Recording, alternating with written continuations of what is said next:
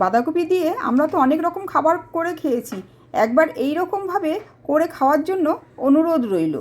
Hi friends, welcome to sister channel. Sister চ্যানেলে আপনাদের সবাইকে স্বাগত।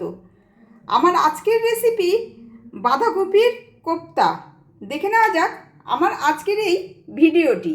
আমি এরকম একটা বাঁধাকপি নিয়ে নিয়েছি। এবার বাঁধাকপিটাকে আমি ভালো করে ধুয়ে ফ্রেশ করে নিয়েছি। আগেই আমি বাঁধাকপিটা ধুয়ে নিয়েছি। এবার বাঁধাকপিটাকে আমি কেটে নিচ্ছি। একটু বড় বড় করেই বাঁধাকপিগুলোকে আমি কাটবো। দেখুন, ঠিক এই রকম সাইজ করে আপনারা বাঁধাকপিগুলোকে কাটবেন।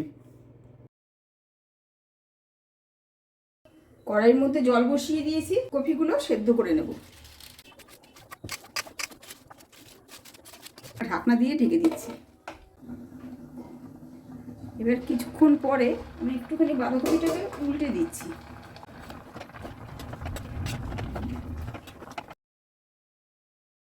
আবারও ঢাকা দিয়ে দিচ্ছি।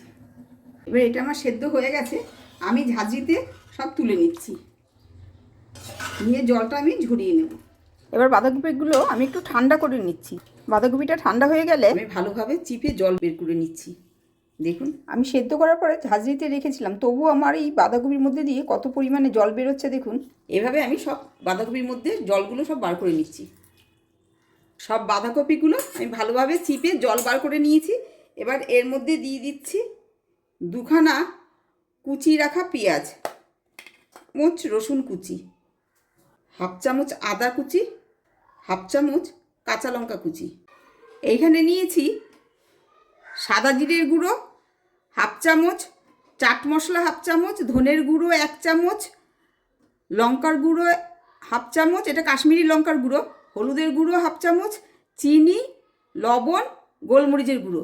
এগুলো সব আমি বাঁধাকপির মধ্যে দিয়ে দিচ্ছি। দিয়ে দিচ্ছি বেসন। এবারে ভালোভাবে মেখে নিচ্ছি। একটু সময় ধরে মাখতে হবে।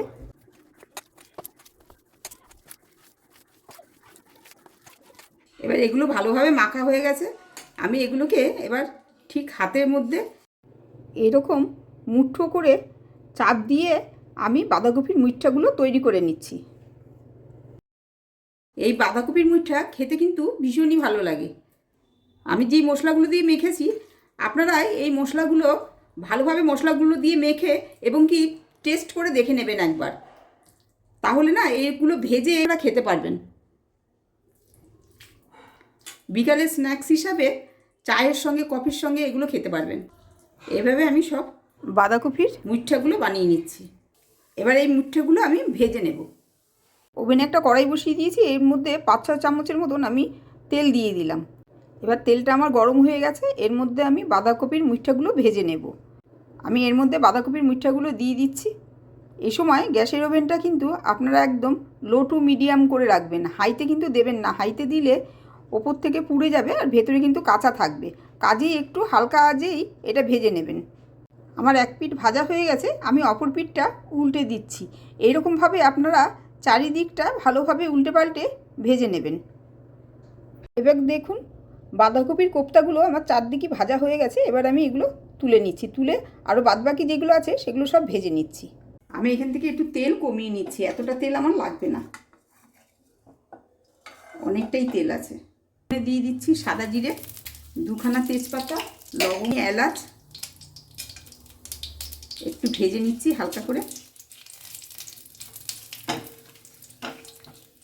আছে যেহেতু গুঁড়ো লবঙ্গ আছে, তাই আমি এখানে গুঁড়ো লবঙ্গই ব্যবহার করলাম। এবারে 5 সেকেন্ড নেড়ে নিয়ে এর মধ্যে আমি দিয়ে দিচ্ছি পেঁয়াজ বাটা। পেঁয়াজ বাটাটা দিয়ে 30 সেকেন্ড একটু নেড়ে নেব। 2 চামচ আদা বাটা, 1 চামচ দিয়ে দিচ্ছি লঙ্কা বাটা। 2 মিনিট ধরে ভালোভাবে আমি এটা রান্না করে নেব, যতক্ষণ না পর্যন্ত আদার মধ্যে দিয়ে কাঁচা গন্ধটা আমার চলে যাচ্ছে, ততক্ষণ পর্যন্ত আমি এটা কষিয়ে নেব। এবার মশলাটা আমার কষানো হয়ে গেছে। আমি এর মধ্যে কিছু গুঁড়ো মশলা অ্যাড করছি। হাফ চামচ জিরের গুঁড়ো, 2 চামচ ধনের গুঁড়ো, 1 চামচ কাশ্মীরি লঙ্কার গুঁড়ো, 1 চামচ হলুদ গুঁড়ো, হাফ চামচ গোলমরিচের গুঁড়ো, স্বাদ মতন লবণ আর একটু চিনি। এবার এগুলোকে দিয়ে ভালোভাবে আমি আবার একটু কষিয়ে নিচ্ছি। এবার মশলাগুলো যাতে আমার পুড়ে না যায়, তার জন্য এখানে আমি অল্প একটু জল দিয়ে দিচ্ছি। এবার মশলাগুলো সব আমি 2 থেকে 3 মিনিট ধরে আমি এটাকে রান্না করে নেব। এবার এর মধ্যে দিয়ে দিচ্ছি 2 চামচ টক দই।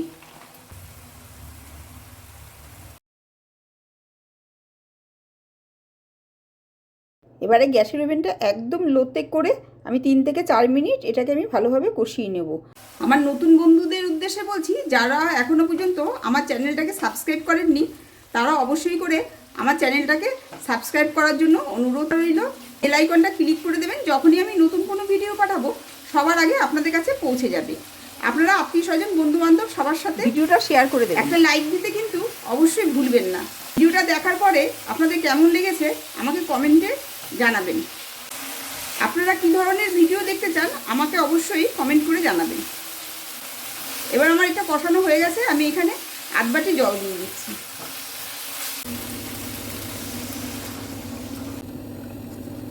এবারে ঝোলটা যখন আমার ফুটে যাবে তখন বাঁধাকপির কোপ্তাগুলো আমি সব এর মধ্যে দিয়ে দিচ্ছি।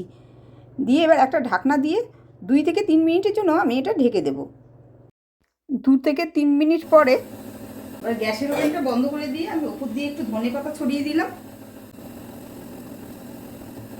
কোপ্তাগুলো আমার দেখুন কি সুন্দর একদম গোটা গোটা আছে, একটা কোপ্তাও আমার ভেঙে যায়নি।